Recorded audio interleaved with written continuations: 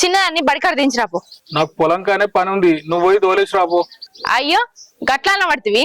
రోజు నేను దోలేసి రాలేదా? ఇవాళ ఏదో పొద్దుపోయింది, తెర బండి మీద దించతే ఏమైతుంది? అరే నాకు పొలం కాడ పని ఉంది. ఓ నీ పని సల్లగుండా, చిన్నది కాదు, బిడ్డని బడికాడ దించడానికంటే ముఖ్యమైన పని నీకు. అరే కనకం, కొద్దిసేపు గ్రామ పంచాయతీ కాడికి రా. సరే అన్న, మంచిగా వచ్చి నువ్వు నా బిడ్డని బడికాడ దించిపో. సరే రమ్మను. ఏమద్దన్నా, నేను దోలెత్తతి నువ్వు. అరే ఎక్కించుకోపోయడం ఎందుకు వద్దు అంటున్నావే? ఎదిగిన పిల్లను ఆళ్ళ బండ్ల మీద పంపుడు అంత మంచిది కాదు. అరే వాళ్ళ ఇల్లు అంటే వాడు మనకు తెలిసిన వాళ్ళే. ఇవాళ రేపు ఎవరిని నమ్మచ్చట్లేదు. నువ్వు నీకు పని ఉన్నదేమో కదా, నాకేం పని లేదు, నేను దోలేసత్తా. రాయే.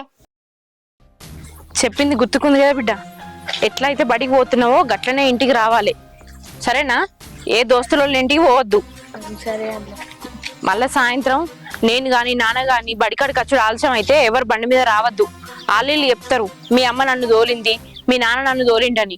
ఎవరిని నమ్మద్దు. మేము అత్తనే రావాలి, లేకపోతే ఒకదానివి నడుచుకుంటూ రావాలి, సరేనా?